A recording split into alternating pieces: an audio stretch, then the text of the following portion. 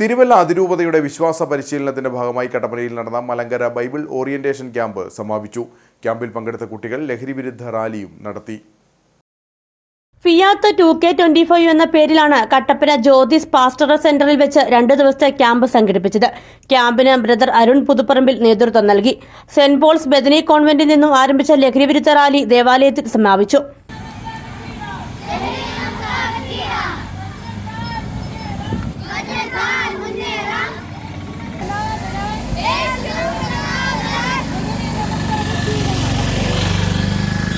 Father Austin Thekkethil ലഹരിവിരുദ്ധ സന്ദേശം നൽകി.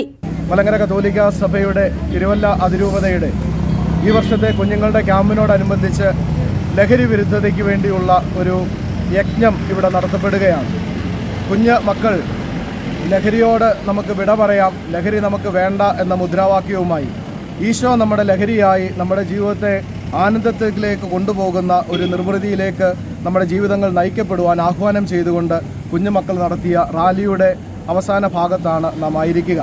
ഈ കുഞ്ഞുമക്കളുടെ ആഗ്രഹങ്ങളോട് ചേർന്ന്, ഈ കുഞ്ഞുമക്കളോട് ചേർന്ന് നമുക്കും സമൂഹത്തോട് ഒന്നായി പറയാം, ലഹരി ഞങ്ങൾക്ക് വേണ്ട, ലഹരിയോട് എന്നേക്കുമായി വിട പറഞ്ഞുകൊണ്ട് ധന്യമായ ഒരു ജീവിതത്തിലേക്ക് കടന്നു വരുവാൻ ഈ കുഞ്ഞുമക്കളോടൊപ്പം നമുക്കും പരിശ്രമിക്കാം. ദൈവം നമ്മെ സമൃദ്ധമായിട്ടും അനുഗ്രഹിക്കട്ടെ.